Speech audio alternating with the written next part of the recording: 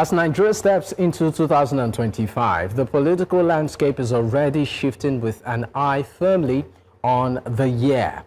The ruling APC, voiced by the power of incumbency, appears consolidated, while the opposition parties, the PDP, Labour Party, and the NNPP, are grappling with internal divisions and questions of leadership.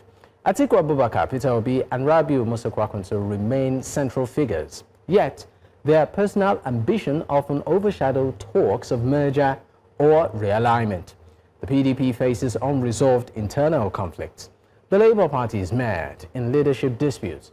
The NNPP struggles to hold its ground against defections. The debate now is whether these parties can forge a credible coalition or whether fragmentation will once again hand advantage to the APC. Beyond personalities, the challenges lie in building structures that could withstand Nigeria's unprecedented political dynamics and respond to voters' expectations. Well, tonight we unpack all of this. Joining me to discuss this and more is Solomon Dalung, the former Minister of Youth and Sports and a member of the ADC. Thank you for your time. It's great to have you again. Happy New Year. Compliment of the season, and thank you very much for the opportunity once again. All right, let me get straight to it. Opposition parties and their position right now ahead of 2027. Quite a number of them are experiencing internal crisis. And for governors that have defected, or officials, many of the officials that have defected, they have stated this as a reason for their defection. Would you say many of these internal crises within opposition parties are coincidental? Are coincidence?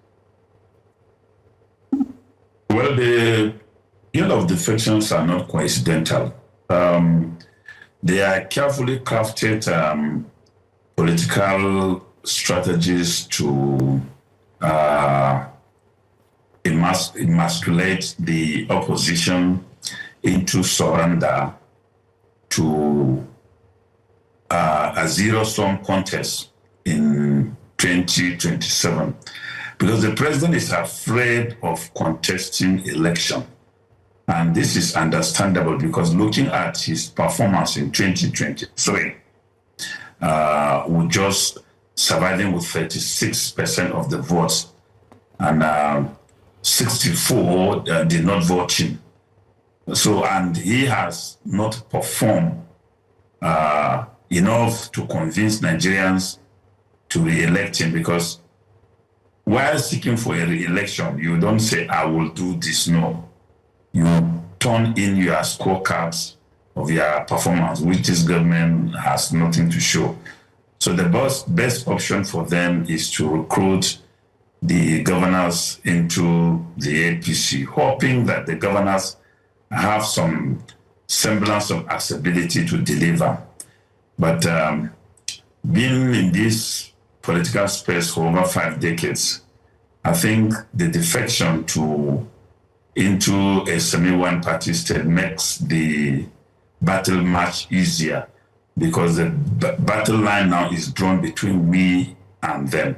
It's not a question of whether political interest among the major gladiators is causing ripples anywhere. No.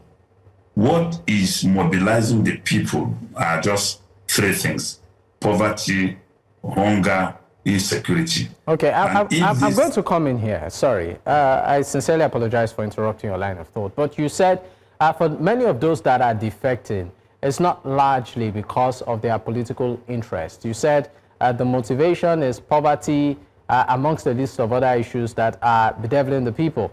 But these people defecting, many of them are not poor. What I am trying to put across is that those defecting are defecting because they are trying to protect and safeguard their individual interests, but not the interests of the people.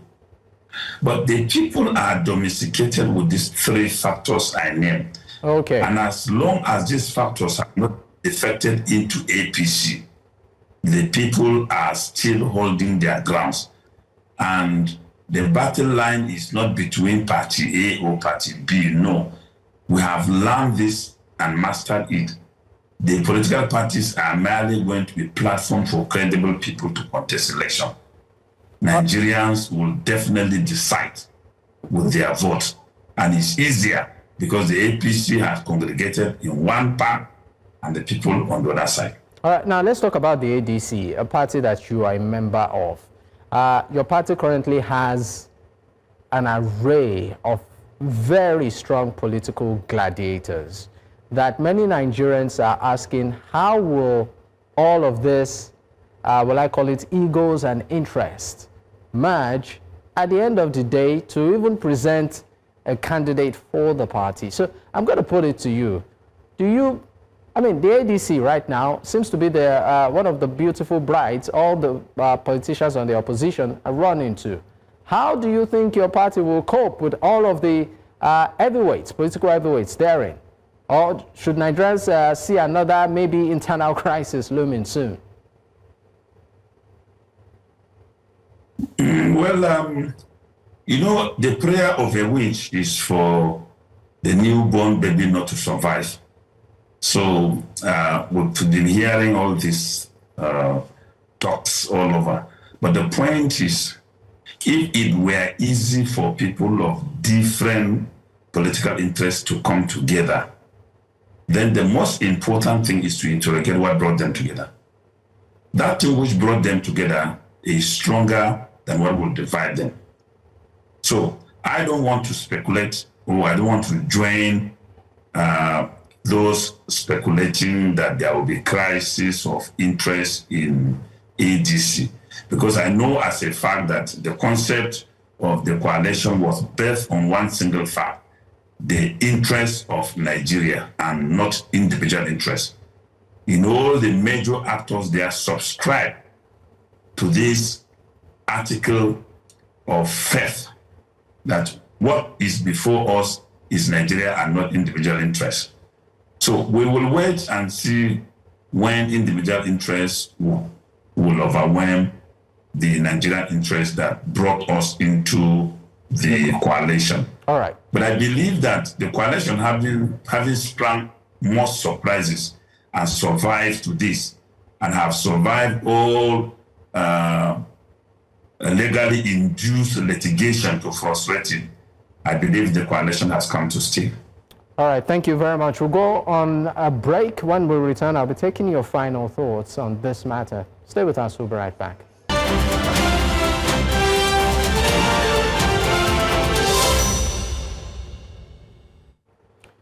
Solomon Dalung, former Minister of Youth and Sports and also a member of the ADC, is still my guest at this time. And we're looking at, of course, politics in the country, particularly in lieu of 2027 general elections. Thank you for staying with me. I might need to just digress slightly with my next question. And that, of course, is something that is pretty much trended. We discussed it the first half of the show, but I'd like your take on that matter. And that is the coup. Perceived coup plot by some officers who have been apprehended, and of course they are facing the full length of the law as we speak on this matter. But I'd like your reaction to the coup itself and the follow-up reactions by Nigerians. What does this reflect of our democracy?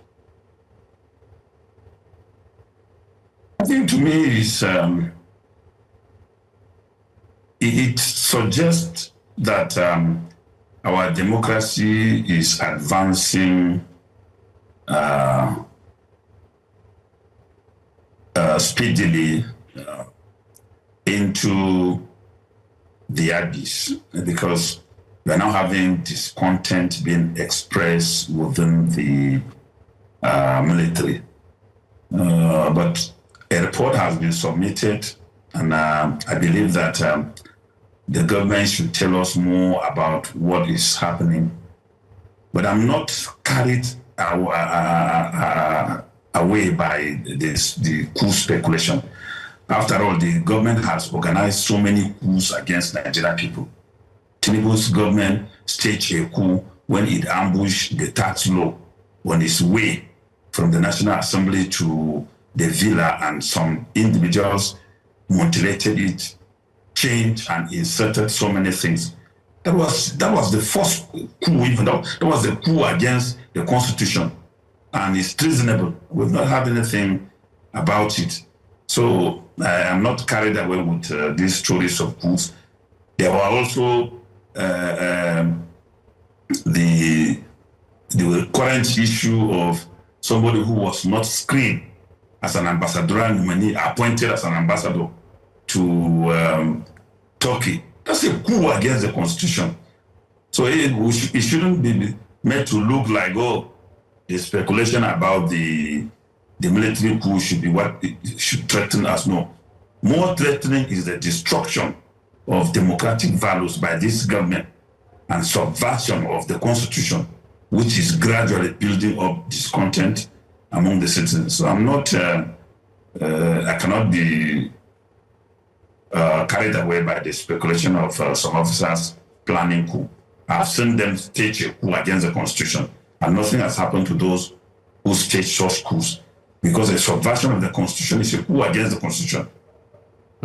I'm still going to stay with you on the issue of Nigeria's democracy and its institutions, and of course the modus operandi of some of these institutions. I mean, looking at some of the scenarios that you've painted and some issues that have happened, how do you think that accountability, particularly when it comes to governance, can be upheld?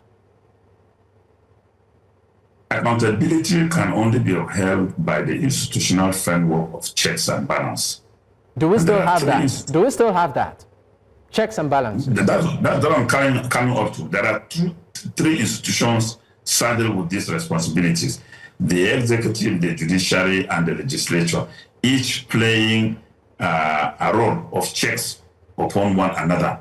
But as it is today, there is the compromise of this institutional compromise of these arms of government that one basically cannot for sure assert that we practice something of a semblance of democracy, because the National Assembly, which has the major role, being the organ that represents the Nigerian people, is supposed to hold everybody to account, especially the executive, has turned itself into a band of choristers where once they cite the president, they begin to sing his praises. So, and then if you look at the judgments coming out from the Supreme Court, especially the last judgment on the state of emergency in Rivers, where the import of the judgment of the Supreme Court declaring Tinubu a maximum ruler, giving him the ultimate power to dismantle democratic institutions of subnational government with impunity. Therefore, do we still pretend that we practice democracy? Because that judgment has handed over democracy to the president, and is more or less like a monarch who has maximum ruler and maximum powers to do and undo. Only you cannot turn a man into a woman. So these things that has happened have challenged the content of our democracy. And so we are where we are today by virtue of the collapse of the instrumentality of checks and balance. All right, as an opposition, what do you think your chances are ahead of 2027? The chances of the opposition is very, very high. And the APC is campaigning more for the opposition than itself, because the defection of the governors with the mandate given to them freely by the people in other political parties. Some of the governors, thank God for giving them power, but today they have abandoned the same God. They are now going after the Imiloko idol in Lagos to seek for power. So one tend to wonder whether the first power was given to them by this same God that we worship, or by another God elsewhere. Now, those things that will have changed the dynamics in favor of the government, none of them have been given attention to. Insecurity is escalating, and the Christians in southern Kaduna and Plateau who said, oh, this government, we thought it was going to victimize us on Muslim ticket, but it appears to have shown us more love and has improved insecurity. Now they are at crossroad because 177 Christians were taken away in different churches in southern Kaduna. We are waiting for their reaction. We have not had anything. So what will they say is happening? Has insecurity improved? If insecurity has improved, how would bandits conduct such a raid in 3 different churches and there was no intervention, nothing to stop them? They walk with impunity and majestically with their captives into the forest. It then means that those who have refused to see that the APC has abandoned governance for politics are beginning to realize that very soon they will have to use their tongue to count their teeth. All right, in one word, before I finally let you go, sir, I mean, you said quite a couple of things, this evening, but I'd also like you to talk on our election reforms and the efforts being made. We have a new INEC chair. As an opposition, are you confident that the next election will be free and fair? 30 seconds. The question of free and fair election does not depend on electoral reforms. It is the political will of the political empire to do justice, to conduct himself in accordance with the rules of the game. Even if the electoral law is amended to provide for state-by-state behavior of the electoral empire, okay, and if he does not resist the temptation of romancing dollars, nothing will change. So what the opposition need to do is to police the election and ensure that they are vigilant at every step so that he doesn't have the chance to outsmart them once again, and we're ready for that. All right, thank you so much, Suleiman Dalung, former Minister of Youth and Sports and also a member of the ADC, joining virtually from Plateau State. Once again, thank you for your time, sir.